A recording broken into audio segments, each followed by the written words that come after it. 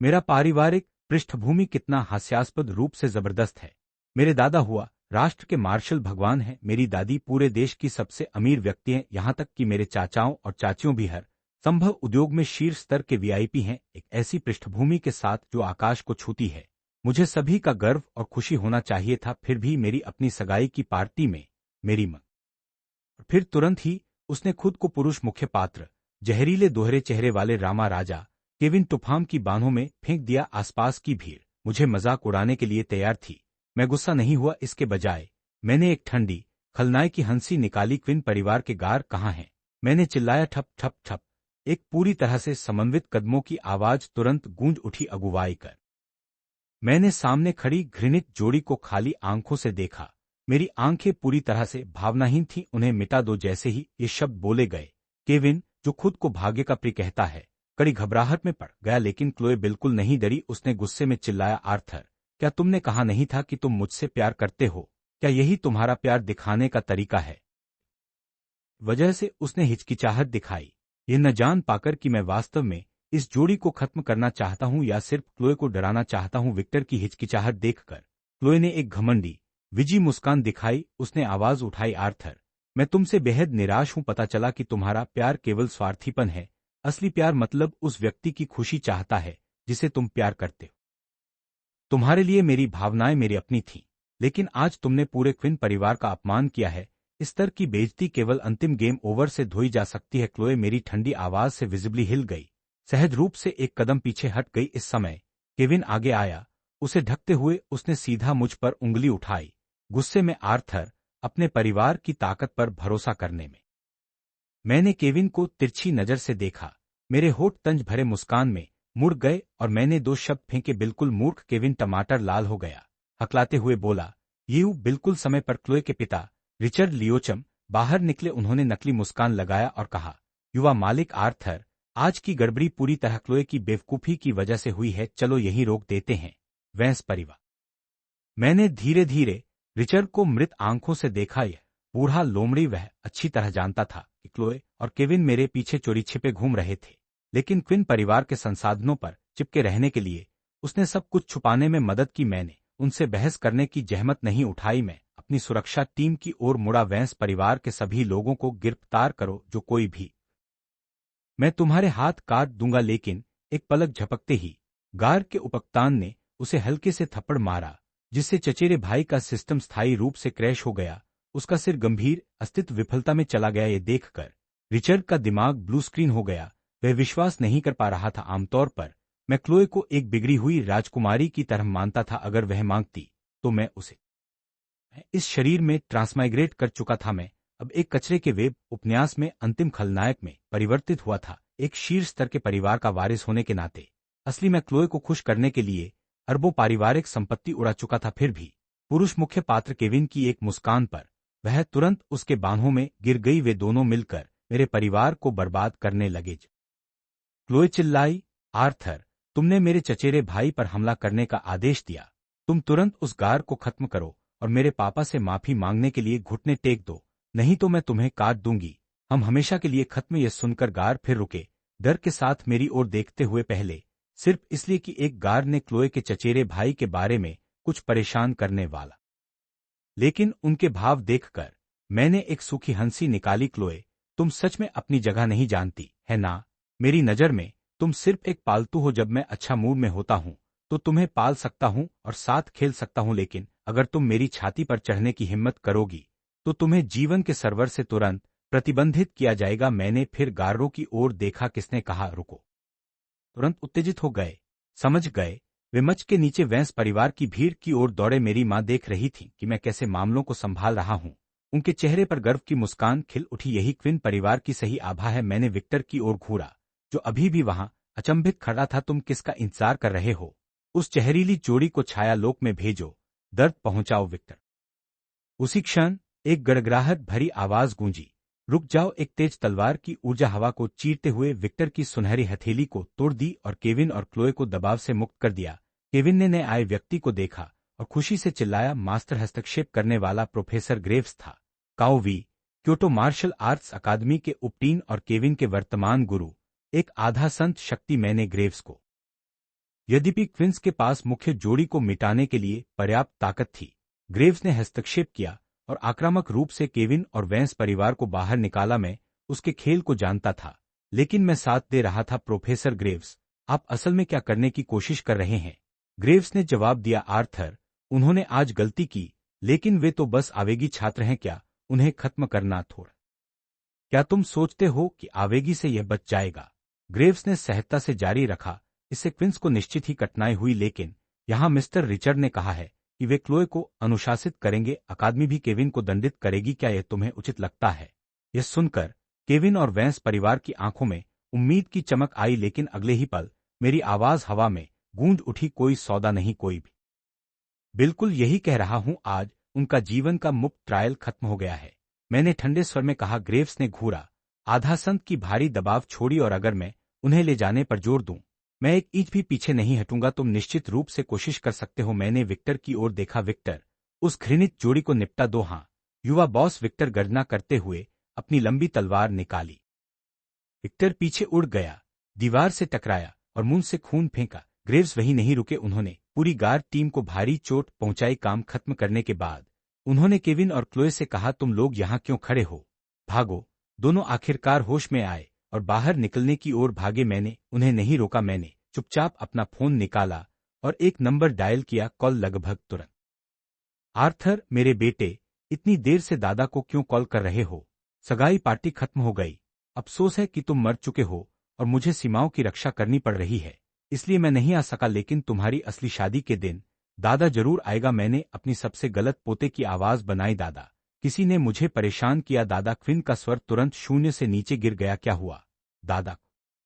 लंबी कहानी संक्षेप में, वह बूढ़ा ग्रेव्स सोचता है कि क्योंकि तुम पापा और अंकल एरिस क्योटो में नहीं हो, इसलिए वह क्विन परिवार की प्रतिष्ठा को कुचल सकता है। दादा, क्विन फट पड़े, वह पूरी गंदगी सिर्फ इसलिए कि हम क्योटो में नहीं हैं। वह सोचता है कि वह क्विंस को धमका सकता है। आर्थर, तुम इसे कैसे संभालना चाहते हो? दादा तुम्हारा 100% समर्थन करता है। मेरे होठों पर एक मुस्कुराहट थी। पुरुष और महिला मुख्य पात्र। प्रोफेसर ग्रेव्स, देखते हैं कि आप लोग इस पैच अपडेट में कैसे बचते हो। 1 घंटे बाद बाहर से एक गहरी गर्जना गूंज उठी। साली, आर्थर, तुम्हारे अंकल एरिस वापस आ गए हैं। मैंने ऊपर देखा तो अपने दूसरे अंकल एरिस टंचियन को पूरी लड़ाई की कवच में देखा। तेज कदमों से अंदर आ रहे थे, उनके पीछे 30 से। मैंने उन्हें पूरी जानकारी दी। उनके तेज गुस्से के कारण अंकल एरिस तुरंत बाहर निकलकर वेंस परिवार को लाल रंग में रंगना चाहते थे, लेकिन हम बाहर निकलने से पहले सबसे बड़े अंकल क्लाउड वॉन लॉन्ग्स अपनी भीड़ के साथ अंदर घुसे, दहाड़ते हुए, कौन सा आत्मघाती मूर्ख मेरी छोटी बहन और मेरे भतीजे को धमकाने की हिम्मत करता है? इसी बीच वेंस परिवार के अध्ययन कक्ष पूछने की हिम्मत है। आज तुमने सभी के सामने आर्थर को छोड़ दिया। क्विन परिवार निश्चित रूप से हमें दंडित करेगा। एक परिवार के मुखिया के रूप में उसे पता था कि उनका परिवार केवल क्विंस की मदद से ही वर्तमान वीआईपी स्थिति में पहुंचा है, उनके बिना वेंस परिवार बर्बाद था। क्लोए ने मुंह बनाते हुए कहा, यह कोई बड़ी बात नहीं है, मैं बस आर्थर से कह दूंगी कि मैं उसे हमारे घर आने, घुटने टेकने और मेरे चचेरे भाई को खत्म करने के लिए माफी मांगने को भी मजबूर करूंगी। अगर वह अच्छा व्यवहार नहीं दिखाएगा तो मैं उसे बिल्कुल माफ नहीं करूंगी। अभी भी वह पूरी तरह विश्वास करती थी कि मैं वही दुखी समर्पित व्यक्ति हूं। वह सोचती थी कि अगर वह सिर्फ सख्त बनी रहेगी तो मैं झुक जाऊंगा। रिचर्ड, यह याद करते हुए कि मैं वेंस परिवार को देश का नंबर 1 कुल बनाऊंगा। रिचर्ड जोर से हंसा। अच्छा, बहुत अच्छा, हम तुम पर भरोसा करते हैं। जैसे ही ये तीनों अपनी कल्पना में मग्न थे, अध्ययन कक्ष का दरवाजा जोर से खुला। बटलर घबरा कर अंदर आया। मास्टर, आपदा क्विन परिवार हमें समाप्त करने आया है, आपको जाना होगा। वह पूरा वाक्य पूरा करने से पहले एक युद्ध तलवार सीधे उसके सीने रंग उड़ गया। उसके पैर हांगुल हलंत लही की तरह हो गए। क्लोए कूद पड़ी, चिल्लाई, तुम कमीने, तुम मेरे घर में किसी को खत्म करने की हिम्मत कैसे करते हो? घुटने टेको। वह आगे बढ़ी, अपने हाथ को प्रवर्तक को थप्पड़ मारने के लिए उठाया, लेकिन प्रवर्तक की आंखें शुद्ध हत्यारे की भावना से जल उठीं, जिससे क्लोए का हाथ हवा में ठंडा हो गया। बाद क्लोए और बाकी लोगों को सामने के आंगन में घसीटा गया। कई वेंस परिवार के सदस्य पहले ही काले और नीले हो चुके थे। आंगन के केंद्र में एक शानदार कुर्सी थी, मैं उस पर बैठा था। मेरा चेहरा पूरी तरह खामोश था। मेरे सामने एक शानदार कपड़े पहने 24 के दशक की महिला खड़ी थी, जोर से चिल्ला रही थी, आर्थर, तुम छोटे बदमाश, तुमने मेरे साथ ऐसा। महिला करें नान शान श्याओ। क्लोए की माँ थी, वही थी जो लगातार अपनी बेटी को मुझे गुमराह और नियंत्रित करना सिखाती थी। वह सोचती थी कि वह मेरे क्लोए के प्रति जुनून को किसी से बेहतर समझती है, लेकिन वह नहीं जानती थी कि आज का मैं समर्पित सॉफ्टवेयर अनइंस्टॉल कर चुका हूं। मैंने उसे ठंडी नजर से देखा। तुम कौन होती हो जो मुझसे इतनी जोर से बात करो? करेन गुस्से में थी। करेन ट्रक से टकराए जाने की तरह पीछे गिर गई, मिट्टी में गिरते हुए दर्द से कराहने लगी। मैंने अपने पास खड़े क्विन प्रवर्तक की ओर देखा। उसने किस हाथ से मुझे मारने की कोशिश की? उस हाथ को अनइंस्टॉल करो। हाँ युवा बॉस, प्रवर्तक ने जवाब दिया। वह आगे बढ़ा, अपनी तलवार उठाई और नीचे से स्वाइप किया। स्लैश करेन का हाथ सफलतापूर्वक उसके शरीर से अनइंस्टॉल हो गया। उसने खू और फिर तुम घुटने टेक कर मेरी मां से 100 बार माफी मांगो। उसके वाक्य पूरी होने से पहले मैंने अपना हाथ उठाया। थप्पड़ उसके चेहरे पर एक क्रूर तर्जनी। तुम घटिया कचरा हो, किसने तुम्हें मुझसे इस तरह बात करने की अनुमति दी?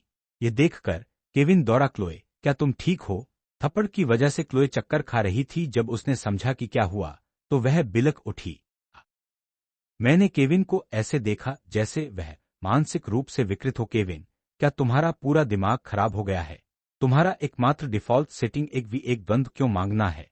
केविन गुस्से में था। आर्थर, तुमने मेरी बेइज्जती की, हम मौत तक लड़ेंगे। वह बोलते हुए उसके शरीर में विस्फोटक ऊर्जा आई और वह सीधे मेरी ओर बढ़ा। मैंने पलक तक नहीं झपकाई, मेरी आंखें घृणा से भरी। मैं उसके पास गया, केविन को नीचे देखा। केविन, है ना, मैं तुम्हें एक मौका देता हूं, अभी प्रोफेसर ग्रेव्स को बुलाओ। अगर नहीं बुलाओगे तो मैं तुम्हारे कल्याण खाते को स्थायी रूप से प्रतिबंधित कर दूंगा। केविन का मुंह अभी भी जिद्दी था। आर्थर, तुम बस अपने परिवार पर भरोसा करने वाला ट्रस्ट फंड किड हो, मैं कभी झुकूंगा नहीं। मैंने बहुत खलनायकी मुस्कान दी। क्या सच में? मुझे कॉल करूंगा, अभी कॉल करूंगा, लेकिन मैंने तंज कसा, बहुत देर हो चुकी है। मैंने उसके सिर के पीछे जोर से पैर मारा। उसका चेहरा मिट्टी में घिसता रहा जब तक कि लगभग टूट न जाए। ये देखकर क्लोए ने अचानक फिर से अपनी हिम्मत पाई। वह कूदी और चिल्लाई, आर्थर, मैं तुम्हें आखिरी मौका दे रही हूं, घुटने टेको, माफी मांगो और यहां से चले जाओ, नहीं तो हम पूरी तरह अनजान हो। इस क्षण से हर मिनट के लिए वैंस परिवार के 10 लोगों को मिटा दो। तब तक चलते रहो जब तक लॉबी खाली न हो जाए। आदेश सुनकर फिन प्रवर्तक भूखे बाघों की तरह हिले। उन्होंने भीड़ से 10 लोगों को बाहर निकाला। ये लोग डर से चिल्लाए, हमें खत्म मत करो कृपया। लेकिन क्विन प्रवर्तक ने सांस तक नहीं ली। उन्होंने उन्हें घुटनों पर गिरा दिया और टाइमर चालू कर दिया। इसी क्षण क्लोए ने आखिरकार समझ लिया कि मैं मजाक नहीं कर रहा हूं। वह भागी, मेरे पैर से लिपट गई। आर्थर, क्या तुम बस मुझे शादी करने के लिए चाहते थे? मैं मान गई, मैं तुमसे शादी करूंगी, बस मेरे परिवार और केविन को बचा लो। उसकी मजबूरी भरी अनिच्छुक अभिव्यक्ति को देखकर मेरा गुस्सा फिर भड़क उठा। मैंने अपना हाथ उठाया और उसे पूरी ताकत से थप्पड़ मारा। वह लगभग मुझे घूरकर चिल्लाई, आर्थर, मैंने पहले ही तुम्हारे साथ शादी करने के लिए सहमति दे दी है। तुम मुझसे और क्या चाहते हो? तुम कहते हो कि तुम मुझसे शादी करोगे और मैं कानूनी रूप से इसे स्वीकार करने के लिए बाध्य हूं। मेरी आंखें शुद्ध हत्या की भावना से चमक रही थीं। क्या तुम सोचती हो एक इस्तेमाल किया हुआ पुराना कचरा तुम्हें क्विन परिवार के दरवाजे पर कदम मैं खड़ा हो गया, वैंस परिवार की भीड़ को घूरते हुए साफ कर दूं। आज वैंस परिवार का कोई भी सदस्य जिंदा लॉग आउट नहीं करेगा। मुझे दोष मत दो। दोष तो क्लोए को, वह केविन के साथ सो रही थी जबकि मुझसे छुपा रही थी और तुम्हारे पूरे कबीले को खिलाने के लिए क्विन परिवार के संसाधनों का इस्तेमाल कर रही थी। किसी भी दृष्टिकोण से तुम्हारे परिवार की जीवन सदस्यता आधे वह जानता था कि वे फ्लर्ट कर रहे थे, लेकिन उसे पता नहीं था कि वे पूरी तरह से आगे बढ़ चुके थे। वैंस परिवार वास्तव में बर्बाद था। मैंने आकाश की ओर देखा और काजुली घोषित किया, 1 मिनट पूरा करो। वैंस परिवार के सदस्य अपनी जान के लिए रो रहे थे, लेकिन क्विन प्रवर्तक भावनाहीन टर्मिनेटर की तरह अपनी तलवारें घुमाते हुए तुरंत पहले 10 को छाया लोक में भेज। तुम्हारे पास मेरे साथ बातचीत करने का स्तर नहीं है। जमीन पर गिरा। क्लोए अपनी आंखें बहा रही थी। उसे पछतावा था, उसे बहुत पछतावा था। लेकिन तभी करेन को कोमा से होश आया। अपने कटे हुए हाथ की तेज पीड़ा महसूस करते हुए वह चिल्लाई, आर्थर, तुम छोटे पागल, तुमने मेरा हाथ काटने की हिम्मत कैसे की? मैं तुम्हारे पैर तोड़ दूंगी। मैं सुनिश्चित करूंगी कि क्लोए तुम्हें हमेशा। मैं करेन के पास गया और उसके मुंह पर जोर से पैर मारा। उसके होंठ फट गए और उसके दांत टूट गए। मैंने धीरे से कहा, करेन, तुमने क्लोए को मुझे धोखा देने के लिए बहुत सी चालें सिखाई। आज की आधी स्थिति तुम्हारा मास्टरपीस है। इसके अलावा वे सभी लक्जरी आइटम जो मैंने वैंस परिवार को भेजे, तुमने उनमें से कई को चुपके से अपनी कन्या परिवार को ट्रांसफर किया है ना? मैंने अपना फोन निकाला और ग्रेव्स को कॉल किया। ये जल्दी कनेक्ट हो गया। आर्थर, तुम अपनी खुद की गड़बड़ी को संभालने के बजाय मुझे क्यों बुला रहे हो? ग्रेव्स की गहरी आवाज सुनाई दी। मैंने अंधेरे में हंसते हुए कहा, ग्रेव्स, तुम सच में बड़े पाखंडी हो। क्वीन हवेली में ताकत दिखाते हो, फिर तुरंत भाग जाते हो। ग्रेव्स गुस्से में आ गया। आर्थर, अपनी भाषा संभालो, नहीं तो मैं वाप तुम्हारा कीमती छात्र केविन भी गेम ओवर स्क्रीन में धकेलने वाला है। भड़कते हुए ग्रेव्स गरज उठा, आर्थर, अगर केविन को कुछ हुआ तो मैं तुम्हारी खेती को व्यक्तिगत रूप से नष्ट कर दूंगा। तो जल्दी करो, नहीं तो वे सच में मर जाएंगे। मैंने जोर से हंसी और फोन रख दिया। दूसरी तरफ ग्रेव्स ने गुस्से में अपना फोन कुचल दिया। उसका चेहरा काला था। आर्थर, मैं तुम्हें छोड़। वह बीच में रुक गया। खाली कमरे को देखकर उसने जल्दी से अपना फोन निकाला और कॉल किया। उसका पीछा करते हुए इस बीच वेंस हवेली में 50 लोग पहले ही स्थायी रूप से मिटा दिए गए थे। मैं क्लोए के पास गया, झुका और उसकी ठोड़ी पकड़ी। देखो, ये सारे लोग, वे तुम्हारी वजह से अपने खाते से प्रतिबंधित हो गए। क्लोए का दिमाग टूटने के कगार पर था। वह कांप रही थी। क्लोए की आंखें अविश्वास में चौड़ी हो गईं। मेरा चेहरा काला होते देख वह घबरा गई। क्यों? तुम नहीं चाहते इसलिए तुमने मुझसे झूठ बोला। मैंने प्रवर्तकों की ओर देखा। अगली खेप को निष्पादित करो। बिना बोले तलवारें नीचे गिरी। 10 और सिर कट गए। मैंने सांस ली।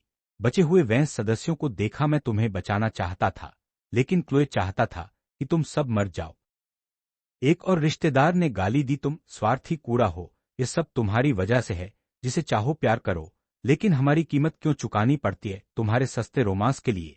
नहीं, मैंने ऐसा नहीं किया। क्लोए घबराई। मैं नहीं चाहती कि तुम मर जाओ, सच में नहीं। तो फिर तुम केविन को क्यों नहीं मारती? रिचर्ड ने खून से लाल आंखों से दहाड़ लगाई। क्लोए ने केविन को देखा, दांत पीसते हुए।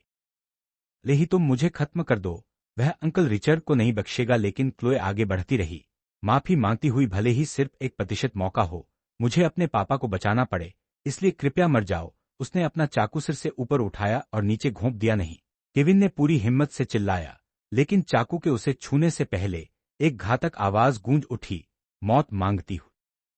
वह प्रोफेसर ग्रेव्स था। सोचते हुए कि वह खत्म हो जाएगा, केविन अपने गुरु को देखकर बहुत खुश हुआ। मास्टर, आप यहाँ हैं? ग्रेव्स ने सिर हिलाया। केविन के मुंह में एक हीलिंग गोली डाली, फिर मुझे बर्फ जैसी आंखों से घूरा। केविन, हटो और देखो मैं कैसे आर्थर को मार्शल आर्ट्स से स्थायी रूप से प्रतिबंधित करता हूं। ग्रेव्स को एक उद्धारकर्ता की तरह देखकर क्लोए चिल्लाई, प्रोफेसर ग्रेव्स। ग्रेव्स ने मुझे ठंडे स्वर में देखा। आर्थर, मैं उम्मीद नहीं करता था कि कोई इतना युवा, इतना निर्दयी होगा। आज मुझे तुम्हें अपंग बनाना होगा ताकि तुम समाज के लिए खतरा न बनो। उसने धीरे धीरे अपना हाथ उठाया। बैंगनी रोशनी इकट्ठी हुई। केविन और क्लोए उत्साह से देखते रहे। करो, आर्थर को मारो। लेकिन जैसे ही ग्रेव्स वार करने वाला था, एक तेज आभा ने उसे लॉक कर लिया। चकित होकर ग्रेव्स रुक गया और मुड़ा। तुम कौन हो? अंकल एयर्स ने धीरे से मुस्कुराते हुए कुर्सी से उठते हुए कहा, लगता है मैं सीमा पर इतना समय बिताने के बाद क्योटो में भुला दिया गया हूं। मुझे परिचय दो, मैं एयर्स क्विन हूं। ग्रेव्स डर के मारे पीछे हट गया। तुम एयर्स क्विन हो? मार्शल संत क्विन परिवार के मुखिया के भाई। केविन भी इस खुलासे से भयभीत था। उसने चौड़ी आंखों से उम्मीद नहीं करता था कि वह एक वास्तविक मार्शल संत होगा। वह जानता था कि वह आधा संत ग्रेव्स को हरा नहीं सकता। वेंस परिवार की भी यही प्रतिक्रिया थी। मार्शल संत सुनकर क्लोए का दिमाग लगभग बिजली की तरह फट गया। रिचर्ड उसी जगह बेहोश हो गया। लेकिन आश्चर्य यहां खत्म नहीं हुए। एक और कुर्सी से सबसे बड़े अंकल क्लाउड धीरे धीरे उठे। मैं सोच रहा था कि कौन सा ही हमला क्यों नहीं कर रहे। ग्रेव्स मुझे गला घोंटने की कोशिश कर रहा था, लेकिन वह हिम्मत नहीं कर सका। उसने दांत पीसे, एयर्स, क्लाउड, तुम दोनों ने अपनी सैन्य पोस्ट छोड़ दी। मैं इसकी रिपोर्ट करूंगा। अंकल एयर्स ने तन भरे स्वर में कहा, बकवास बंद करो। मैं बस तुमसे पूछ रहा हूं, तुमने क्विन परिवार के घर पर पैर रखा है? क्या तुम कीमत चुकाने के लिए तैयार हो? ग्रेव्स, यहां तक कि एक मार्शल संत भी मेरे आदेश का इंतजार कर रहा था। मैंने ग्रेव्स की ओर देखा और सुस्त स्वर में कहा, अगर यह सिर्फ एक निजी झगड़े का सामान्य दिन होता तो मैं इसे नजरअंदाज कर सकता था। लेकिन मेरी आवाज ठंडी हो गई। कल मेरी सगाई की पार्टी थी। क्विन परिवार का वारिस, उस करतूत से तुमने हमारे पूरे कुल का खुलेआम अपमान किया। इसलिए तुम्हारी जीवन सदस्यता रद्द कर। मुझे विशेष रूप से याद है कि अंकल एयर्स की मौत सीधे तौर पर उससे जुड़ी थी, तो मैं इस बूढ़े जीव को कैसे जीवित रहने दूं? यह सुनकर अंततः ग्रेव्स की असली घबराहट ने उसकी संयम को तोड़ दिया। उसने चिल्लाया, नहीं, तुम मुझे मार नहीं सकते। अगर तुम मुझे छुओगे तो क्विन परिवार को शांति नहीं मिलेगी। मैंने उसे ठंडे स्वर में देखा। मूर्ख, अंकल एयर्स ने जोर से हंसते हुए महान आकाशी दानव हथेली, एक विशिष्ट क्विन अंतिम चाल ग्रेव्स के ऊपर प्रकट हुई और जोरदार तरीके से नीचे मारी गई। ग्रेव्स ने घूंसा मारने की कोशिश की, लेकिन यह बेकार था। विशाल हथेली ने उसके हमले को तोड़ दिया और उसके शरीर में धकेल दिया। उसने खून थूकते हुए गिर पड़ा। अंकल एयर्स ने ठूंठी ली, अंतिम वार करने के लिए आगे बढ़े, लेकिन उसी क्षण दो आवाजें एक साथ चिल्लाईं। तलवार की किरण रुकी नहीं, जिससे एक विशाल विस्फोट हुआ जिसने वेंस हवेली के सैकड़ों कमरों को पूरी तरह नष्ट कर दिया। अवशेषों को देखकर अंकल एयर्स गुस्से में थे। कौन मेरी चोरी छिपे हमला करने की हिम्मत करता है? वह मैं था। क्योटो मार्शल आर्ट्स अकादमी के निदेशक स्टर्लिंग ने आंगन में प्रवेश किया, एक चमकती तलवार थामे। उनके पीछे एक भारी कवच पहने टैक्टिकल दल था। विन प्रवर्तकों ने एक साथ अपने हथियार निकाले। नए आए लोगों को घूरा। मेरे एक शब्द पर वे उन्हें चीर देंगे। निदेशक स्टर्लिंग ने जल्दी से स्पष्ट किया, आप गलत समझ रहे हैं। मैं किसी से लड़ना नहीं चाहता, मैं बस इसे कानूनी रूप से सुलझाना चाहता हूं। अगर ग्रेव्स और अन्य अपराधी हैं तो कानून को उन्हें सजा देनी चाहिए, न कि गैरकानूनी कार्रवाई जो तुम कर रहे हो वह गैर अदालत ले जाना क्विंस को हंसोड़ बना देगा। शीर्ष स्तर के परिवार कभी अपमान को कानून से हल नहीं करते। स्टर्लिंग ब्रोंसन, मैंने बोर होकर कहा, अगर तुम अभी मुड़कर चले गए तो मैं तुम्हें सम्मान दूंगा, नहीं तो मुझे दोष मत दो कि मैंने तुम्हारे गर्व को कीचड़ में धकेला। स्टर्लिंग गुस्से में था। आर्थर, तुम मेरे अकादमी के छात्र हो। मेरी और सुरक्षा प्रमुख की इस तरह बात करने की इशारे पर वह दहाड़ा। स्टर्लिंग, मैं तुम्हें आधा कर दूंगा। वह बिजली की तरह स्टर्लिंग पर टूट पड़ा। अंकल क्लाउड भी खाली नहीं बैठे, वह सीधे ग्रेव्स पर टूट पड़े। आंगन में केवल दो आधा संत बच गए, स्टर्लिंग और ब्रोंसन। एयर्स और क्लाउड के व्यस्त होने पर चीफ ब्रोंसन ने अचानक आत्मविश्वास महसूस किया। उसने मुझसे कहा और आदेश दिया, आर्थर, मैं तुम्हें आदेश देता हूं कि यहां मौजूद। उसका प्लान सरल था, मुझे बंधक बनाकर एयर्स और क्लाउड को पीछे हटने के लिए मजबूर करना। लेकिन जब ब्रोंसन केवल 3 मीटर दूर था तो दो क्विन और क्लाउड परिवार के प्रवर्तक बाहर निकले। उन्होंने ब्रोंसन की बाहों पर हथियारों से वार किया। चमक चमक। ब्रोंसन की दोनों बाहें उसके शरीर से अलग हो गईं और जमीन पर गिर गईं। वह दर्द में चिल्ला रहा था। सुरक्षा ब्यूरो की टीम ने हथियार क्लोए केविन को खत्म करने में असफल रही। ठीक है, तो मिस्टर रिचर्ड को मारने के लिए लेकर आओ। हाँ सर, एक क्विन प्रवर्तक ने रिचर्ड को पकड़ लिया। रिचर्ड चिल्लाया, नहीं आर्थर, कृपया मुझे खत्म मत करो। क्लोए, उसे विनती करो, विनती करो। क्लोए मेरे पैरों तक घिसट गई, बुरी तरह रो रही थी। आर्थर, कृपया मेरे पापा को खत्म मत करो, कृपया। मैंने उसे धक्का दिया। केविन ने उसे पकड़ने की कोशिश की, लेकिन एक प्रवर्तक ने उसके सिर पर पैर मार दिया। मैंने केविन को देखा। देखो, यह नायक बनने की कीमत है। अब तक केविन पूरी तरह सुन्न था। उसे अंततः एहसास हुआ कि क्विन परिवार कितना भयानक है, एक परिवार जिसे राष्ट्रीय सुरक्षा बलों को भी झुकना पड़ता है। और उसने उनकी निंदा और अपमान करने की हिम्मत की। एक अभूतपूर्व भय ने उसे निगल। दो प्रवर्तक आए और क्लोए को थप्पड़ मारकर जगाया। करो। तलवारें बारिश की तरह गिरी, दोनों परिवारों को पूरी तरह से साफ कर दिया। क्लोए ने चिल्लाया, खून उसके आंखों के किनारों से टपक रहा था। आर्थर, तुम एक राक्षस हो, तुम नरक जाओगे। मैं ठंडे स्वर में हंसा, नरक? नरक में भी मैं अंतिम बॉस हूं। कुछ ही पलों में हत्याकांड पूरा हुआ। क्लोए ने सारी ताकत खो दी, खून में लेटी। कृपया मेरी मां को बचाओ, कृपया। मैंने मुस्कुराया, उसे जाने दिया और केविन की ओर देखा। काफी समय हो गया। केविन के माता पिता और बहन अभी तक क्यों नहीं आए? जैसे ही मैंने कहा, दो प्रवर्तक केविन के परिवार के साथ लौटे। एक सामान्य मध्यवीन जोड़ा और एक खूबसूरत, शुद्ध दिखने वाली 17-18 वर्ष की लड़की। अपने परिवार को देखकर केविन की आंखें लाल हो गईं। आर्थर, तुम उन्हें बताओ, सच बताओ। अगर तुम एक बार भी झूठ बोलोगी तो मैं तुम्हें मानव साशमी बना दूंगा। क्लोए कांप रही थी, केविन को पूरी नफरत के साथ देख रही थी।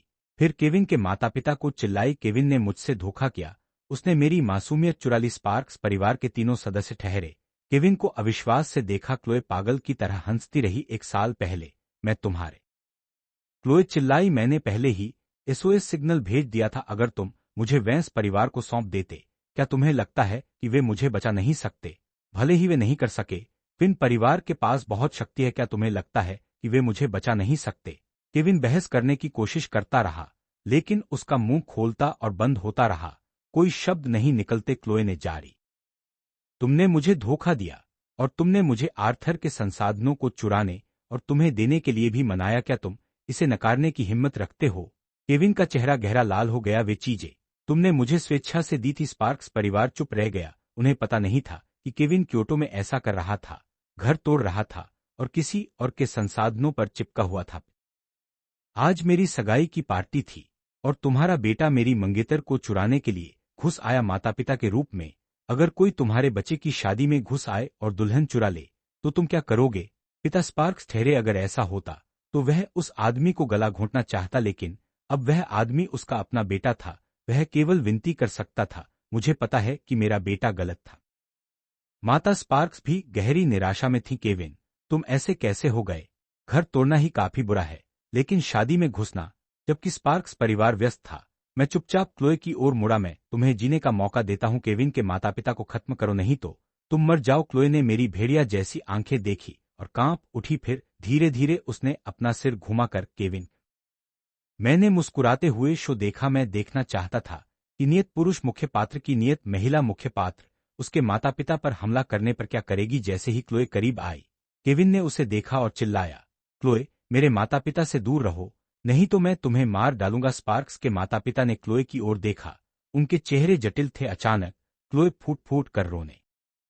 क्लोए अचानक झपटी, फिन प्रवर्तक से चाकू छीन लिया और सीधे पिता स्पार्क के सीने में घोंप दिया। पिता स्पार्क की आंखें चौड़ी हो गईं, उनका चेहरा चरम पीड़ा में मुरझा गया। ये देखकर केविन पूरी तरह पागल हो गया। उसके अंदर एक छुपा हुआ ऊर्जा विस्फोट हुआ जिसने उसे मजबूर किया कि वह उठे और क्लोए पर झपटे, लेकिन वह 2 कदम भी नहीं चल पाया। एक मौन ऊर्जा की किरण ने बस मर जाओ। यह भयानक दृश्य लिली स्पार्क्स को हिला गया। केविन की बहन भयानक डर से जमीन पर गिर गई, चिल्लाती रही, नहीं, दूर रहो, दूर रहो। क्लोए ने चाकू निकाला और धीरे धीरे लिली की ओर बढ़ी, लेकिन जैसे ही वह वार करने वाली थी, केविन की क्रोधित दहाड़ गूंज उठी, क्लोए, तुम मरने योग्य हो। क्लिक, एक ब्लेड ने पीछे से क्लोए के सीने को छेद दिया। लिली ने यह देखा, चिल्लाए। इस नाटक के निर्देशक के रूप में मैंने खुद को खड़े होकर तालियां दी। केविन खड़ा होने के लिए संघर्ष कर रहा था। उसकी आवाज टूट चुकी थी और भरी हुई थी, आर्थर, मैं तुम्हें मार डालूंगा, तुम्हें मार डालूंगा। उसने अपनी तलवार उठाई और मुझ पर टूट पड़ा। मैंने बस उसे देखा, फिर अपना ध्यान ग्रेव्स की ओर घुमाया, जिसे अभी अभी फिर से पकड़ा गया था। केविन, अगला तुम्हारा प्यार।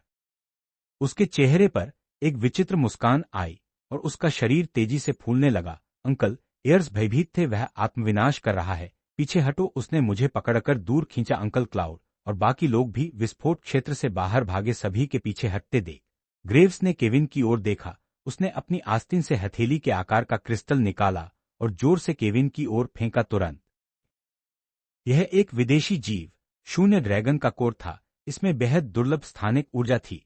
इसे तोड़ने से एक पोर्टल खुलता था जो उपयोगकर्ता को हजारों मील दूर टेलीपोर्ट कर देता था। ग्रेव्स खुद को बलिदान कर रहा था केविन को बचाने के लिए। केविन, मजबूत रहो, मेरी उम्मीदों को मत तोड़ो, ग्रेव्स ने चिल्लाया। केविन चौंका। मास्टर, नहीं, मेरे साथ आओ, ग्रेव्स ने गर्मजोशी से मुस्कुराते हुए। लेकिन तुरंत एक छोटा डार्ट जैसा गैजेट अंकल एयर्स की स्थानिक अंगूठी से बाहर निकला। बिजली की शटल। ग्रेव्स ने विरोध किया, लेकिन उसके अंदर की उथल-पुथल वाली ऊर्जा ने इसे असंभव बना दिया। वह केवल देख सकता था कि शटल उसके कपड़े को भेद रहा है, उसे आकाश की ओर ले जा रहा है, और वह अचानक गायब हो गया। एक पल बाद बादलों से एक विशाल शॉकवेव नीचे उतरी, जमीन पर एक।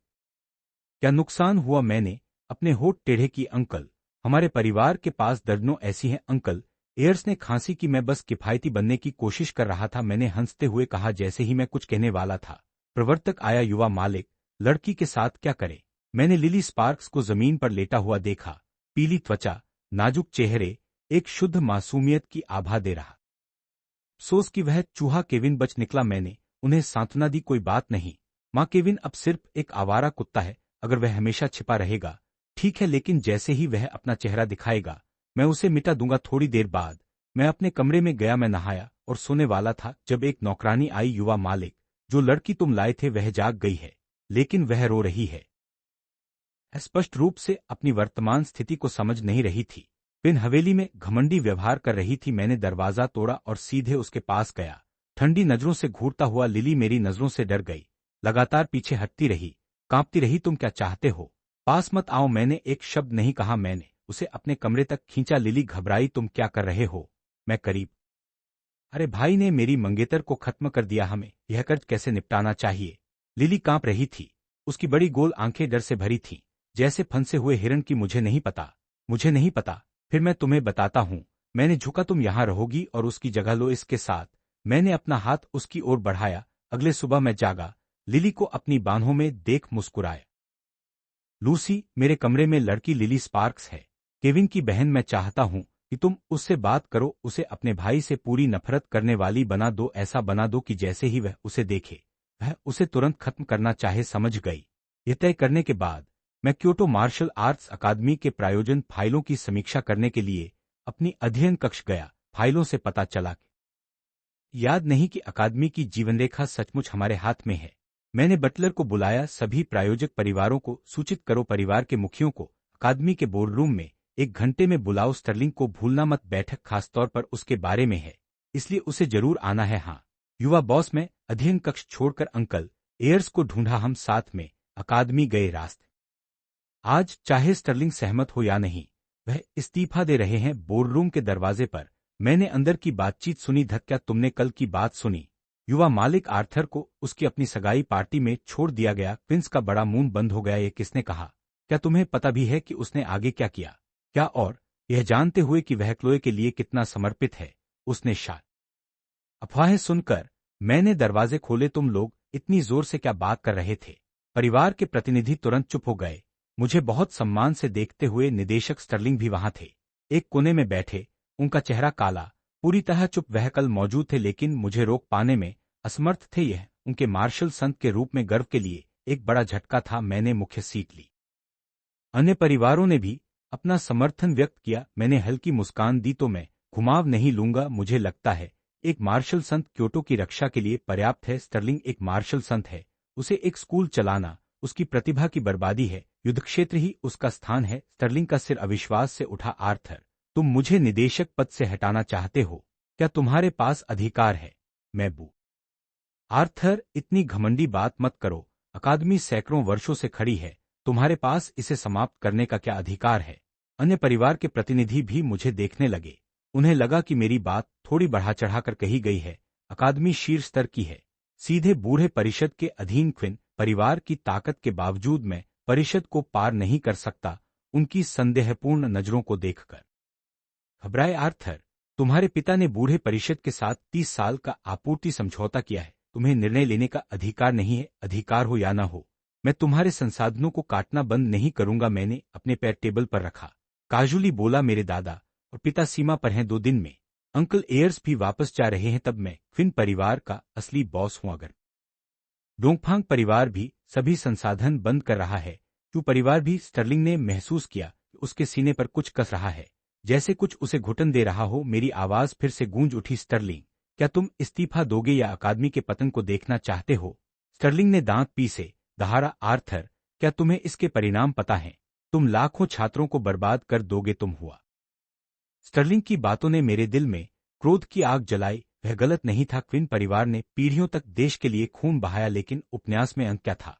पूरा परिवार मार डाला गया, कोई रक्त संबंध नहीं बचा। मैंने अपना जूता उतारा और सीधे स्टर्लिंग के सिर पर फेंका। स्टर्लिंग, तुम्हें पता है कि मेरा परिवार इतना बलिदान करता रहा, फिर भी तुम ग्रेव्स के लिए छुपाते हो। वे सभी सहमत होकर चिल्लाए। उसे बूढ़े परिषद को रिपोर्ट करने की धमकी दी। स्टर्लिंग की रीढ़ में ठंडक दौड़ी। उसे पता था कि ये धनी वारिस वास्तव में ऐसा करेंगे। वे कुछ भी नहीं डरते। मैंने स्टर्लिंग को धीरे धीरे देखा और कहा, स्टर्लिंग, तुम अब निदेशक बनने के योग्य नहीं हो। कल से कोई और यह पद संभालेगा। घर जाओ और जांच की प्रतीक्षा करो। स्टर्लिंग क्रोध में कांप रहा था। अकादमी में नहीं आऊंगा। ऐसा लग रहा था जैसे वह पल में 10 साल बूढ़ा हो गया हो। धीरे धीरे बाहर चला गया। मैंने जल्दी से नए निदेशक की नियुक्ति की। डीन ओरियन श्रीफो फिर घर गए और साधना करने लगे। 1 महीने बाद वैश्विक विश्वविद्यालय एलीट टूर्नामेंट शुरू होने वाला था। हर देश 30 शीर्ष छात्रों का चयन करेगा जो एक गुप्त लोक में प्रतिस्पर्धा करेंगे। मूल कथानक में यही केविन और क्लोए मिलकर मुझे मारने वाले थे, इसलिए मुझे तराशना और स्तर बढ़ाना था। सौभाग्य से मैंने सगाई की घटना के दौरान भाग्य के खलनायक सिस्टम को सक्रिय किया। पुरुष मुख्य पात्र के भारी मात्रा में कथानक कवच भाग्य चुराकर मैंने सुप्रीम ओवरलॉर्ड शरीर खोला। शरीर राजा संत से लेकर दंतकथा के अराजकता स्तर तक रैंक किए जाते हैं। यहाँ और कोने में स्थित लड़ाई शक्ति परीक्षण मशीन को देखा। मैंने इसे अपनी सीमा की सही जांच के लिए कस्टम ऑर्डर किया था। मैंने अपना दाहिना हाथ उठाया, स्टार शैटरिंग फिंगर निष्पादित किया। एक 3 मीटर लंबी, आधा मीटर चौड़ी रक्तलाल उंगली प्रकट हुई और मशीन पर प्रहार किया। धमाका, रक्त उंगली गायब हो गई और मशीन कबाड़ में तब्दील हो गई। मैंने अपनी आंखें संकुचित की शक्ति पा। इस मशीन को नुकसान नहीं पहुंचा सका था। अब एक सामान्य प्रहार ने इसे नष्ट कर दिया। मैं बहुत संतुष्ट था। मैंने प्रशिक्षण कक्ष छोड़ा और अपनी शयन कक्ष की ओर गया। तभी लिली स्पार्क्स मेरी ओर गंभीर दिखते हुए दौड़ी। आर्थर, मुझे माफी दो। मैं हैरान था, अचानक माफी क्यों मांग रही थी। फिर मैंने पीछे लूसी को देखा, एक रहस्यमय मुस्कान फ्लैशिंग करते हुए। मैं चुपचाप प्रभावित था। मैं अपने भाई की ओर से माफी मांग रही हूं। लूसी ने बताया कि तुम और क्लोए पहले बहुत गहरे प्यार में थे। अगर मेरा भाई न होता तो तुम दोनों अब खुश होते। खुश मेरी टांग। मैंने अंदर ही बुरा भला कहा। क्लोए और उसके परिवार की जहरीली प्रकृति के साथ अगर मैं सच में उसके साथ रहता तो मैं तुरंत वारिस के रूप में अपनी स्थिति खो देता। लेकिन मैंने ऐसा नहीं कहा। मैंने कहा, अब से तुम मेरी तरफ से आज्ञाकारी रहो। मेरी टूटी हुई दिल को ठीक करने के लिए अपनी सारी ताकत लगाओ। लिली ने अविश्वास से सिर उठाया। आर्थर, मेरी पृष्ठभूमि के साथ मैं तुम्हारे साथ कैसे रहने लायक हूं। मैंने अर्थपूर्ण मुस्कान दी। कोई बात नहीं, अगर तुम मेरी पत्नी नहीं बन सकती तो तुम मेरी खिलौना बनो। मैंने उसकी ठोड़ी पकड़ी। तुम यहां पहले से हो जाने के बारे उसे इतना आज्ञाकारी देखकर मेरे होठ मुड़े। इसी गति से वह जल्द ही पूरी तरह केविन के खिलाफ हो जाएगी। मैंने सोचा कि तब केविन क्या प्रतिक्रिया देगा। इसी बीच दक्षिण पूर्व मार्शल आर्ट्स अकादमी के पास एक होटल में केविन उदास चेहरा लिए बैठा था। बाथरूम का दरवाजा खुला और एक पतली लड़की तौलिया में लिपटी बाहर निकली। वह रेजिना लाथोन, केविन की हाई स्कूल सहपाठी। केविन को खोए हुए देखकर रेजिना ने पूछा, केविन, तुम आराम क्यों नहीं कर रहे। केविन ने सिर हिलाया। मैं अपने माता पिता के बारे में सोच रहा हूं। रेजिना ने सांस ली और उसे गले लगाया। वे चले गए। तुम्हें खुद को संभालना होगा, कड़ी मेहनत करनी होगी और उनका बदला लेना होगा। केविन ने सौंसा। रेजिना, तुम सही हो, मैं हमेशा उदास नहीं रह सकता। रेजिना मुस्कुराई। यही मुझे विश्वास है कि तुम्हें चुना जाएगा। केविन ने दांत पीसे। उसकी आंखों में नफरत चमक रही थी। उसे टूर्नामेंट में भाग लेना था। वह गुप्त लोक में आर्थर को मार डालेगा और अपने माता पिता का बदला लेगा। आर्थर, बाहर तुम्हारे पास क्विन परिवार है, लेकिन लोक के अंदर देखते हैं कौन तुम्हें बचाता है। 3 दिन बीते। मेरी शक्ति स्तर मध्य टियर 4 तक पहुंच गई। क्योटो अकादमी चयन दौर। निदेशक डीन ओरियन श्रीफो ने घोषणा की, वैश्विक एलीट चयन आधिकारिक रूप से शुरू। विशाल स्क्रीन ने ब्रैकेट दिखाए। आश्चर्यजनक रूप से मैं पहले मैच में था। मेरा मुकाबला क्लाउड परिवार के शाखा सदस्य वींस से था। मैंने हंसते हुए सिर हिलाया और अखाड़े में कूद गया। वींस भी आया। रेफरी शुरू कहने से पहले वींस ने मुस्कुराते हुए हाथ उठाया। रेप, मैं हार मानता। अगर ऐसा ही होगा तो टूर्नामेंट क्यों आयोजित करते हैं। बस आर्थर को ग्लोबल फाइनल में फ्री पास दें। युवा मालिक आर्थर ने कभी जीवन में संघर्ष नहीं किया। वह शायद असली ग्लोबल टूर्नामेंट में जाकर पेशाब कर देगा। मैंने चींटियों की फुसफुसाहट को अनदेखा किया और नीचे चला गया। मैंने डिना रयान सीनियर को मैसेज किया, कहा कि अगले कुछ दौरों को रिक करो और मुझे मजबूत। चौथे दौर में मैंने आखिरकार एक सामान्य पृष्ठभूमि के प्रतिभाशाली छात्र का सामना किया। वह मध्य टियर 4 के चरम पर था, मुझसे 2 उपस्तर ऊंचा। जैसे ही वह मैदान पर आया उसने मुझे घूरा। आर्थर, तुम बहुत आगे बढ़ गए हो। सिर्फ अपनी प्रतिष्ठा बचाने के लिए लोगों को हार मानने पर मजबूर कर रहे हो। तुम अकादमी और राष्ट्र के प्रति गैर जिम्मेदार हो। उसे नैतिक ऊंची। मैं केवल शुरुआती टियर 4 हूं और पिछले कुछ लोग 2 चरम टियर 4 थे। क्या तुम सोचते हो कि मैं जीत सकता हूं। उसने अपने सीने को फुलाया। बिल्कुल, तुम केवल शुरुआती टियर 4 हो। तुम उन्हें कैसे हरा सकते हो। मैं समझाने के लिए बहुत आलसी था। सबसे अच्छा जवाब उन्हें एक आवारा कुत्ते की तरह हराना था। मैंने गर्व से ठोड़ी उठाई। अगर तुम एक कदम भी पीछे खींचवा सको। जमीन पर गिरा। उसकी हड्डियां टूटती हुई कांच की तरह दर्द में लुढ़क रही थी। भीड़ तब्द होकर मूक हो गई। हर कोई मेरी ओर देख रहा था। आंखें चौड़ी थीं। क्या यह आर्थर की असली ताकत है। अफवाहें नहीं कहती थीं कि वह बस एक बेकार प्लेब है जो अपने परिवार पर निर्भर है। वह इतना मजबूत कैसे है। वे अचंभित थे क्योंकि मैं केवल मध्य टियर 4 था। फिर भी मैं आसानी से चरम। अभी भी तुम सोचते हो कि हम बस बेकार प्लेब हैं। शीर्ष स्तर के परिवारों के बीच क्रूर प्रतियोगिता वह है जिसकी तुम कल्पना भी नहीं कर सकते। तुम्हारा जो मेहनत पर गर्व है वह हमारे लिए बच्चे का खेल है। इसके साथ मैं बिना पीछे मुड़े चला गया। मेरी बातों ने भीड़ को पूरी तरह चुप कर दिया। अचानक एक आवाज चिल्लाई, उसकी बकवास मत सुनो। ये कुलीन परिवारों के पास शीर्ष स्तर की है। तुरंत आसपास के छात्रों से जयकार मिली, लेकिन मुझे कोई फर्क नहीं पड़ा। 4 दौर पार करने के बाद मैं शीर्ष 30 में लॉक हो गया। अब मुझे केवल असली गुप्त लोक के खुलने का इंतजार करना था। घर लौटकर मैंने बस पानी का एक घूंट लिया जब बटलर ने रिपोर्ट दी, युवा बॉस, हमें केविन मिल गया। वह दक्षिण पूर्व मार्शल आर्ट्स अकादमी में है उसने उनके चयन टूर्नामेंट में पहला स्थान। मैंने बिना भावना के सिर हिलाया। समझ गया, तुम जा सकते हो। मैंने अपनी आंखें संकुचित की। दक्षिण पूर्व अकादमी, क्या वह जगह नहीं जहां रेजिना, मूल कथानक की दूसरी महिला मुख्य पात्र, पढ़ती है? उसने निश्चित रूप से उसे शामिल करने के लिए कनेक्शन बनाए होंगे। साथ ही केविन जरूर किसी पागल चीट आइटम पर ठोकर खाया होगा, नहीं तो उसकी शक्ति इतनी तेजी से क्यों बढ़ेगी?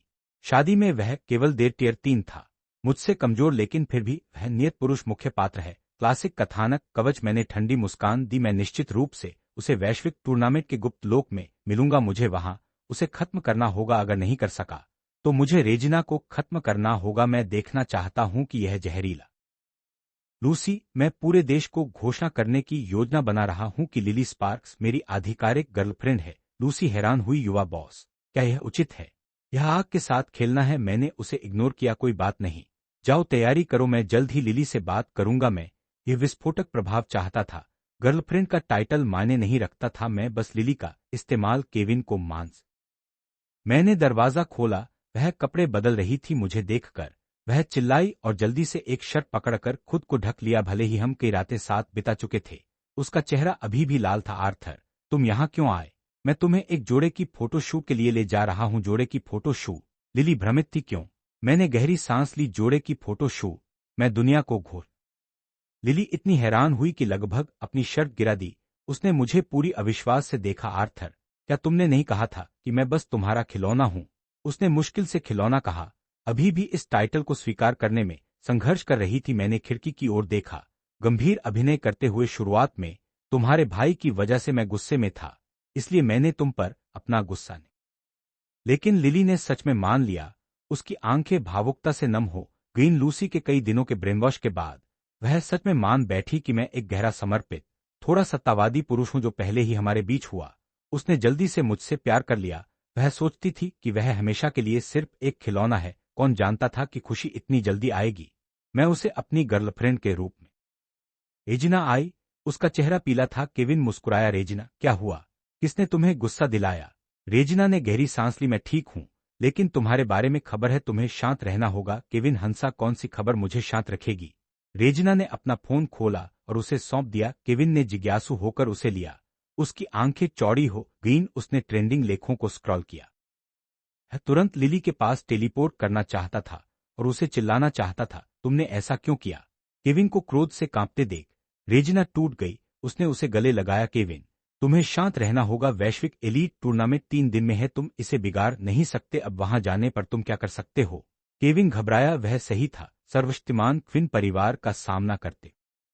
केविन आखिरकार शांत हो गया। रेजिना, मुझे बताने के लिए धन्यवाद। मैं कड़ी मेहनत करूंगा। मैं इस जीवन में तुम्हें निराश नहीं करूंगा। रेजिना शर्माई। मैं तुम पर विश्वास करती हूं। 3 दिन बाद सुबह मैंने अपनी आंखें खोली, नरम लिली को दूर धकेला और बैठ गया। फोटोशूट के बाद से लिली बेहद सक्रिय हो गई थी। हर रात मुझसे चिपके रहती थी, जिसकी वजह से मैं सामान्य से देर से। टूर्नामेंट का गुप्त लोक छाया ड्रैगन लोक कहा जाता है, जिसे एक मृत जबरदस्त छाया ड्रैगन ने बनाया था। अंदर के जानवर उसके रक्त संबंधी थे, जिससे वे बेहद खतरनाक थे। लेकिन खतरा मतलब लूट। सबसे बड़ा जैकपॉट छाया ड्रैगन द्वारा छोड़ा गया खजाना था। मूल कहानी में केविन ने अंतिम लूट ड्रैगन ऑर्ब और सच्चे ड्रैगन रक्त को पाया था, जिससे उसका शरीर छाया ड्रैगन। मैं उसे लूट नहीं लेने दूंगा। मैं इसे चुरा लूंगा और क्विन परिवार के लिए एक और पवित्र शरीर बनाऊंगा। आधे घंटे बाद मैं गुप्त लोक के प्रवेश द्वार पर पहुंचा। अचानक एक गुस्से भरी दहाड़ गूंज उठी। आर्थर, तुमने मेरी बहन के साथ क्या किया? मैंने मुड़ा और केविन को आक्रामक रूप से मेरे पास आते देखा। मैं काजुली मुस्कुराया। तुम क्लोए की बात कर रहे हो? वह अब मेरी गर्लफ्रेंड है। उत्साहित हो गई। देखो, केविन आर्थर पर हमला कर रहा है। उम्मीद है कि वह सच में आर्थर को खत्म कर देगा। मैं उससे नफरत करता था। क्विंस को मिटा देना चाहिए। केविन टियर 4 है, आर्थर केवल मध्य टियर 4 है। आर्थर निश्चित रूप से हार रहा है। केविन ने तलवार ऊपर उठाई। देखो, विभाजन वार। एक 10 मीटर लंबा तलवार आभास सीधे मेरे सिर की ओर आई। विशाल दबाव ने मेरी आंखों में हत्या की भावना चमकी। नो स्वर्गीय दानव तलवार। चौथा चरण। यह संस्तर की क्विन अंतिम कला थी। मैंने केवल चौथा चरण मास्टर किया था, लेकिन ये केविन को कुचलने के लिए पर्याप्त था। मैंने तलवार घुमाई। एक रक्तलाल आभा, जो एक क्रिम्सन ड्रैगन जैसा था, गरज उठी, सीधे उसके विभाजन वार से टकराई। धमाका। क्रिम्सन ड्रैगन ने आसानी से उसके वार को काट दिया। मैंने देखा एक 30 की उम्र की आकर्षक महिला, जो परिपक्व आभा दे रही थी, मिस सेरेना टोटिना, दक्षिण पूर्व अकादमी की प्रमुख शिक्षिका। एक टियर 7 फाइटर। सेरेना ने मुझे ठंडे स्वर में घूरा, आर्थर क्विन, तुम बहुत आगे बढ़ गए हो। केविन सिर्फ स्पेयर करना चाहता था, फिर भी तुम घातक वार क्यों करते हो? मैंने गुस्से से हंसा। स्पेयर? वह सचमुच चिल्ला रहा था कि वह मुझे मार डाले। लेकिन मैं उसे, और भड़काने से पहले सेरेना ने चिल्लाया, आर्थर तुम बहुत निर्दयी हो, मुझे आज तुम्हें सबक सिखाना होगा। वह मुझ पर झपटी। उसका हथेली घातक भावना से चमक रहा था। अगर ये मुझ पर लगा तो भले ही मैं मर न जाऊं, मैं गंभीर रूप से घायल हो जाऊंगा और टूर्नामेंट मिस करूंगा। ओरियन और मेरी टीम के अन्य सदस्य घबराए, गार्डों को बुलाने को तैयार, लेकिन तुरंत। क्या तुम ठीक हो? केविन और कुछ दक्षिण पूर्व के छात्र उसे उठाने के लिए दौड़े। सेरेना ने सिर हिलाया, फिर मुझसे खड़े व्यक्ति को घूरा। भयभीत अर्नोल्ड टेनेंट, मेरा टियर 8 गार्ड, उसके यहां होने से मुझे छू नहीं सकती थी। उसने अपने दांत पीसे, अपने छात्रों को देखा। चलो, लेकिन जब वे मुड़े, मेरी आवाज गूंज उठी, क्या तुम सोचते हो कि तुम आओ और जाओ जैसे तुम्हें मर्जी हो? सेरेना भयभीत होकर पीछे हटी। वह टियर 8 है, मैं केवल टियर 7 हूं। यह सही नहीं है। मैंने ठूंठी ली जब तुमने मुझ पर हमला किया, एक छात्र पर। क्या तुम्हें न्याय की परवाह थी? अर्नोल्ड, तुम किसका इंतजार कर रहे हो? करो हाँ, युवा बॉस। अर्नोल्ड ने तलवार उठाई और सेरेना पर झपटा। वह जोर जोर से चिल्लाई, शिक्षक मेरी मदद करो। अन्य शिक्षक हस्तक्षेप करने वाले थे, लेकिन मैं सुनकर जो मदद करना चाहते थे वे पूरी तरह डर गए। सेरेना ने निराशा में चिल्लाई, नहीं, मत करो युवा मालिक आर्थर, कृपया, मैं मरना नहीं चाहता। लेकिन वह खत्म करने से पहले अर्नोल्ड पहले ही उसके सामने था। तलवार चमकी, डरावना चेहरा उसके चेहरे पर जम गया, क्योंकि उसका शरीर जमीन पर गिर गया। भीड़ डर के मारे मुझे घूर रही थी, गुस्सा और नफरत। वह महिला जिसने उसे अकादमी में लाया था, एक कोमल सुंदरता जिसे वह गुप्त रूप से अपनी हरम में शामिल करना चाहता था, अब वह मेरी वजह से मर गई थी। वह इसे कैसे स्वीकार कर सकता था? रेजिना, जो उसके पास खड़ी थी, उसने भी दांत पीसे और उसके साथ मुझ पर टूट पड़ी। मैंने मूव करने की भी आलस नहीं की। अर्नोल्ड तंज भरा, एक विशाल हथेली प्रहार किया जो 100 मीटर चौड़ी थी। दोनों को जमीन पर मक्खियों की तरह पटक दिया। मैंने अर्नोल्ड की ओर देखा, थोड़ा असंतुष्ट था। तुमने उन्हें स्थायी रूप से क्यों खत्म नहीं किया? अर्नोल्ड ने सम्मान से जवाब दिया, युवा बॉस, यहाँ बहुत सारे छात्र हैं, अगर मैं अभी उन्हें खत्म कर दूं तो बहुत अधिक सहायक क्षति हो सकती है। मैंने ठूंठी ली उन्हें जी। मैं मुड़ा और देखा कि एक लड़की कस्टम युद्ध कवच में, उसकी बाल पोनीटेल में, मेरे पास आ रही थी। मैंने अपनी आंखें संकुचित की। ओह, मुझे लगा कोई महत्वपूर्ण है। यह तो ग्वेन जांगलिन ई जांग परिवार की बड़ी बेटी थी। ग्वेन मार्शल भगवान परिवार से थी। उसके पास स्वर्गीय अग्नि पवित्र शरीर था। वर्तमान में शुरुआती टियर 4 पर, लेकिन टियर 5 के जैसे लड़ती थी। उसने मुझे केविन, जो जमीन पर पिन किया गया था, सिर उठाया और चिल्लाया, उसने मेरी बहन का अपहरण किया है। वह उसे अपने घर में बंधक बनाए हुए है। केविन की बात सुनकर भीड़ में फुसफुसाहट हुई। ग्वेन की उपस्थिति से उत्साहित कुछ छात्रों ने मुझे गाली देना शुरू किया, आर्थर तुम बहुत आगे बढ़ गए हो। एक लड़की का अपहरण करना तुम्हारे जैसे व्यक्ति जीने के लायक नहीं है। वे और जोर से केविन की पूर्व प्रेमिका को उसके ही हाथों खत्म किया गया था। सिर्फ 3 या 4 दिन पहले मुझे उम्मीद नहीं थी कि वह इतनी जल्दी कोई नया पालेगा। मैंने जोर से हंसा और ओरियन और मेरी टीम की ओर बढ़ा। रेजिना ठहर गई, केविन को अविश्वास से देख रही थी। केविन घबराया, रेजिना, मैं नहीं चाहता था। आर्थर ने क्लोए के पूरे परिवार की जान को मजबूर किया कि वह मेरे माता पिता। क्विन परिवार इस दुनिया का कैंसर है। भीड़ सुनकर केविन चुपचाप खुश हुआ। जब तक वह गुप्त लोक में पहुंचता और उन्हें इकट्ठा करता, वे निश्चित रूप से मुझ पर हमला करेंगे। उसने मेरी पीठ को घूरा, आर्थर तुम्हारी समाप्ति तिथि आ रही है। ग्वेन ने केविन की नफरत भरी नजर देखी और योजना बनाई, शायद मैं केविन का इस्तेमाल आर्थर को खत्म करने के लिए कर सकती हूँ। क्विन परिवार को गुस्से में केविन पर केंद्रित कर दो, जिससे जांग परिवार को हमले का मौका मिले। उसकी आंखें संभावनाओं को गिनने लगी। अचानक एक गर्जना गूंज उठी। सभी ने ऊपर देखा तो एक विशाल आदमी सुनहरे कवच में आकाश में तैर रहा था। वह किंगस्टन। उसने पूरी ताकत से बोला, जो कोई भी लोक में प्रवेश करेगा उसे एक टोकन मिलेगा। यह जानवरों पर तुम्हारे हत्याओं को रिकॉर्ड करता है और तुम्हारे अंक गिनता है। शीर्ष 30 वैश्विक एलीट टूर्नामेंट में जाएंगे। उसने रुका और अंतिम डरावनी नियम जोड़ा, अंत में अंक केवल जानवरों से नहीं आते, तुम अन्य प्रतिभागियों के टोकन भी ले सकते हो। चोरी की अनुमति है। अंतिम नियम मूल रूप से एक बैट। मुझे यह खेल पसंद है। प्रतियोगिता का मतलब है हताहत, पूरी तरह से संतुलित। मैंने उत्साहित छात्रों को देखा। मेरे लिए वे विरोधी नहीं थे, वे बस चलती हुई एक्सपी पॉइंट्स थे जिन्हें काटा जाना था। किंगस्टन ने टोकन हवा में उछाला, उसमें भारी ऊर्जा डाली। एक चमकदार सफेद रोशनी चमकी। भारहीनता की भावना के साथ मैं गुप्त लोक में टेलीपोर्ट हो गया। मैं खड़ा हुआ अपने आप को 1 किलोमीटर से भी कम दूरी पर। मैं 1-2 मीटर ऊंचे काले तरल स्केल वाले भेड़िए से टकराया। मैंने ठूंठी ली, अपना हाथ उठाया। 10 मीटर चौड़ी लाल हथेली प्रकट हुई और भेड़िए को कुचल दिया। धमाका, भेड़िया मिट्टी में चपटा हो गया, कीमा बन गया। मैंने अपनी स्मार्टवॉच स्कैन की, मेरे अंक 2 बढ़ गए। मैं आगे बढ़ता रहा। अगले कुछ समय में मैंने दर्जनों जानवर देखे, उन्हें अनदेखा करने वाला था। जब मैंने बंदर के पीछे कुछ देखा, एक छोटा 3 मीटर ऊंचा पेड़, पत्ते प्रीमियम जेड की तरह चमक रहे थे। उस पर 3 चमकदार लाल फल लटक रहे थे। ड्रैगन रक्त फल। छाया ड्रैगन लोक की एक विशेषता, यह शरीर को मजबूत करता है।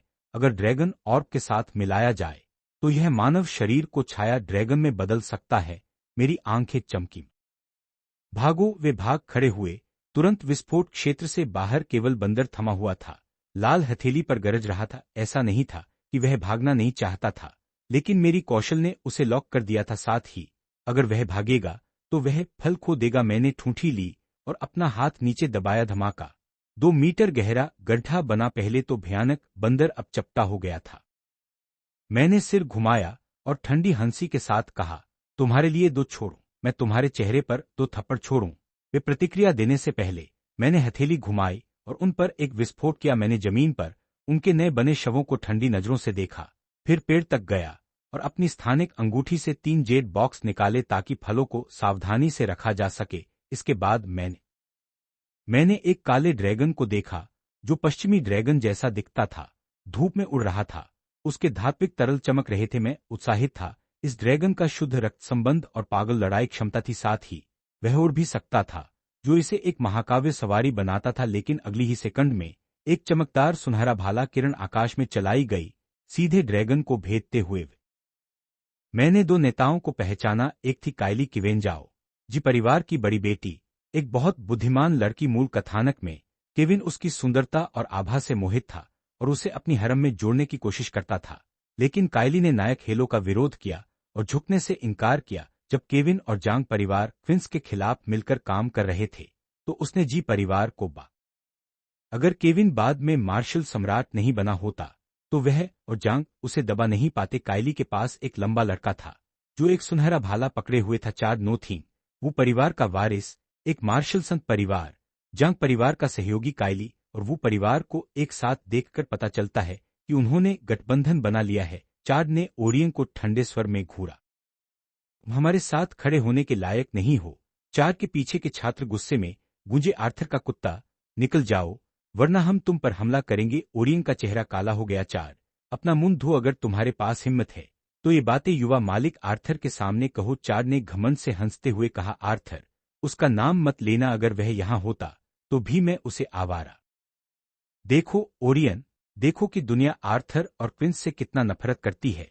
मैं छांव से बाहर निकला, मेरी आवाज बर्फीली हत्या की भावना से भरी थी। क्या ऐसा है?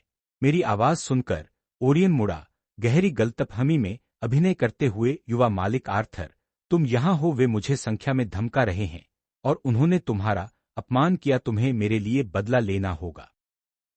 उसके पास गया, ठीक है, शिकायत बंद करो, मेरे पीछे खड़े हो जाओ और मुझे तुम्हारे लिए बदला लेने दो। मैंने अपना ठंडा दृष्टिकोण 4 की ओर किया। तुमने अभी कहा कि अगर मैं यहां होता तो तुम मुझसे खुले आम अपमान करने की हिम्मत करते। 4 थोड़ा घबराया लेकिन बहादुरी बनाए रखा। हाँ, मैंने कहा, तुम क्या करोगे?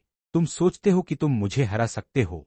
तुम कहते हैं क्या तुम्हारा गुस्सा मुझे सच में मिटा सकता है? 4 ठहरा और फिर हंस पड़ा। अच्छा आर्थर, अगर तुम मरना चाहते हो तो मुझे दोष मत दो। उसने दहाड़ा, अपना सुनहरा भाला आगे किया। भीड़ उत्साहित थी, उम्मीद कर रही थी कि 4 मुझे एक बार में खत्म कर देगा। केवल काइली पूरी तरह शांत खड़ी थी, उसका चेहरा बेहद गंभीर था। उसे मुझ में कुछ गलत लग रहा था। मैं अपना भाला वापस खींचा और ब्लॉक किया, लेकिन जैसे ही हथियार टकराए, एक अपोकैलिप्टिक शक्ति उस भाले के माध्यम से चली, उसकी बाहों को सुन्न कर दिया। वह कई कदम पीछे हटा। मुझे बढ़त मिलती देख ओरियन ने मुझे प्रोत्साहित किया, युवा मालिक आर्थर अजय है। काइली का चेहरा गिर गया, उसका सबसे बड़ा डर सच हुआ। मैं अपनी ताकत पर बेहद आत्मविश्वासी था, काइली के सामने शर्मिंदा मैंने अपनी रक्त आत्मा तलवार उठाई। 9 स्वर्गीय दानव तलवार। चौथा चरण। एक रक्तलाल ड्रैगन आभा जोर से गरजते हुए उसके स्वर्ग विनाशकारी वार से टकराई। धमाका। मेरी तलवार आभा ने उसके अंतिम वार को पूरी तरह से काट दिया और सीधे उसे वार किया। चार भयभीत था।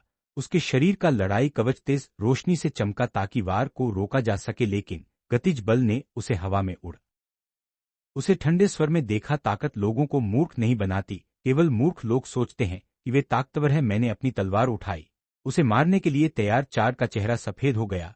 उसका कवच बाहरी नुकसान रोक सकता था, लेकिन मेरी लड़ाई शैली के साथ गतिज झटका उसके आंतरिक अंगों को पिघला देगा, जिससे स्थायी गेम ओवर होगा। वह चिल्लाया, आर्थर, तुम मुझे। लेकिन तलवार के लगने से पहले काइली ने चिल्लाया, रुको। उसने अपनी तलवार निकाली और मेरे तलवार आभा में घुसी। धमाका। तलवार की आभा और मेरी तलवार की आभा एक साथ टूट गई। मैंने काइली की ओर देखा। मेरी आंखों में हत्या की भावना झलक रही थी। काइली, तुम मेरी राह में खड़ी हो। आर्थर का निर्दयी विजय गुप्त लोक के अंदर जारी है। जब चार वो परिवार के अभिमानी वारिस का उसे अपनी भविष्य की पत्नी घोषित करता है ताकि प्रतिद्वंद्वी परिवारों के बीच दरार डाली जा सके। आर्थर फिर नियत पुरुष मुख्य पात्र केविन के कथानक कवच को क्रमशः छीनता है। वह केविन को ब्लैक ड्रैगन पैलेस में रोकता है, ब्लैक ड्रैगन किंग की आत्मा को अधीन करता है और अमूल्य ड्रैगन ऑर्ब और ड्रैगन रक्त को अपने नाम करता है।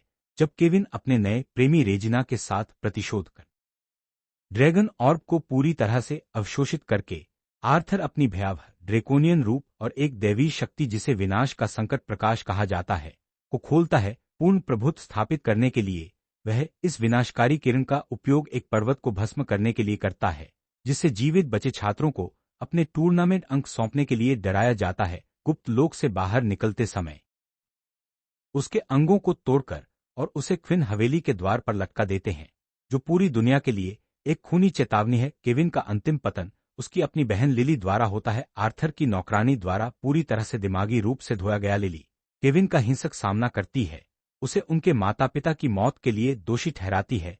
एंस्यूइंग अराजकता में ग्वेन केविन की मदद करने की कोशिश। कवच से वंचित अपने प्रियजनों को अपने या आर्थर के कर्मों से खो चुका केविन अंततः अपनी जान की भीख मांगता है। आर्थर कोई दया नहीं दिखाता, विनाश के संकट प्रकाश को छोड़ देता है ताकि केविन को अस्तित्व से पूरी तरह मिटा सके। जब असली पुरुष मुख्य पात्र मर जाता है तो आर्थर दादा क्विन को पूरा मार्शल सम्राट तकनीक और देवता तोड़ने वाली गोली देता है। इन दैवी इस ज्ञान से लैस आर्थर अपने पिता के साथ, जो गुप्त रूप से एक आधा मार्शल भगवान है, वैश्विक एलीट विश्वविद्यालय टूर्नामेंट में विदेशी अभिमानी प्रतियोगियों का सामना करने के लिए जाता है। वैश्विक एलीट विश्वविद्यालय टूर्नामेंट जल्दी ही एकतरफा कत्लेआम में बदल जाता है।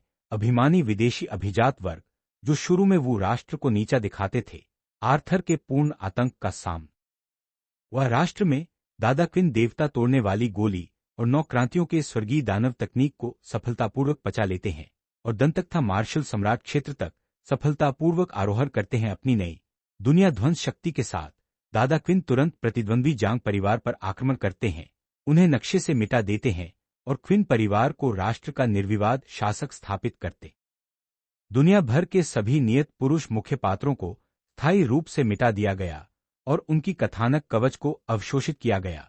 आर्थर अस्तित्व के पूर्ण शिखर पर खड़ा है। अब कोई नायक बचा नहीं है जो उसकी चुनौती दे सके। पूरी दुनिया क्विन राजवंश के सामने घुटने टेकती है, आर्थर को अंतिम शाश्वत खलनायक के रूप में स्थापित करती है।